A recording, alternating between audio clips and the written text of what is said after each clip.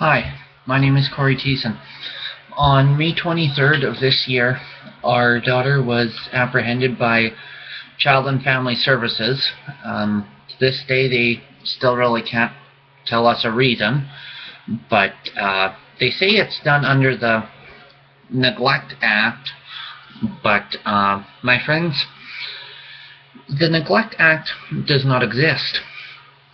The Child Family Services Act talks about neglect, yes. However, our daughter does not fit any of those needs.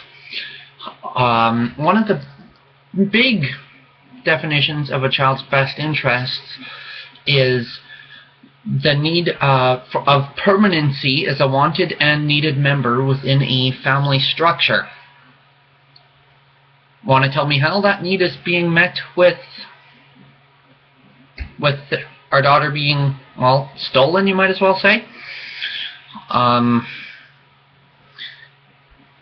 We've met all the things a parent is supposed to do. We've had even police officers, doctors say that this has made no sense. What they say one of the last things they want us to do is a month of schooling for my fiance at least. But my friends, that is not a child protection issue. I pointed it out in court that we have met all the definitions of a child's best interest, and our daughter does not meet any of the definitions of a child in need of protection.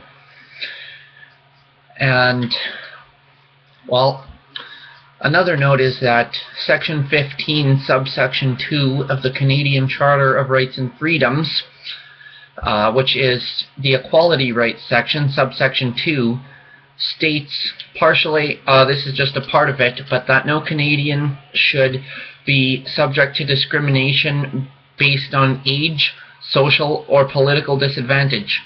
Well, the age thing is definitely a main one, as my fiance's 16 and I'm 21. Political disadvantage, duh. They'll have way easier connections to government than people like myself would. And social disadvantage, people and any organization, not even just CFS, would generally say you're at a social disadvantage if you're not in a high income, highly connected bracket of society. Well, I may not be Mr. Popular and I may not make $1 million a year, but myself and my fiance have provided everything that our daughter has needed, as much as any parent is capable of. They can come take a look in our place. We still have all kinds of baby stuff for her to this date. We continue to buy stuff for her, even though we don't have her in our custody at this moment. The plan, well, not plan, but the way it's supposed to be going is there's supposed to be a 2-month adjournment in court with a possibility of having her returned within this time, which I do kind of believe will actually happen, but the fact of the matter is that they're still requesting things of us as prerequisites to get our daughter back that are not child protection matters. And may I add, anytime I've thrown out any points in court, they have no real rebuttal to it. Their lawyer even didn't really. A little bit more than them, but not much. Anytime I've thrown out any information to them, even in their office, they respond with provocation, really. Because yes, they think I have issues with temper, and they themselves have even said that they've seen a pretty big improvement. So each time I say something, they come up with something else. Well, we were told that the only thing they needed to see before we got her back would be a month of independent living on our own. And it's been just about 2 months already. Do we have her back? Nope. They say that the school thing is just to show consistency. Well, I do agree that school is an important issue. As anybody, well, say my fiance at 16, should she be in school? Yep. I'm 21 and I haven't finished my high school. Should I be in school? Yep. However, it's not a child protection issue.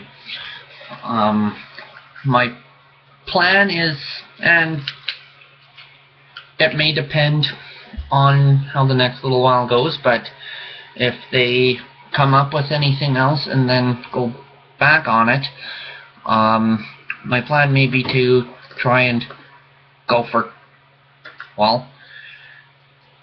after them for negligent performance of a public duty. Really. So I guess my point of coming to crowdfunding is to ask for some help. Any gifts would be appreciated, whether it's $1 or $1 million. Really don't care. You can feel free to email me at chopsy61@hotmail.com. That's CHOPSY61@hotmail.com. Even if you can't give it, even if you can just do a loan of some sorts, feel free to email me, and we can maybe meet up for coffee somewhere, lunch, or I'd give you my phone number, you could give me a call, and we'll try and discuss something. You can see a picture of my daughter in there, and see she means everything. There's not a thing I wouldn't do for her. As long as I could provide for her and my fiance, there's not a thing I wouldn't put on the line. And I would put anything on the line to provide for either of them. So, hope to hear from you soon.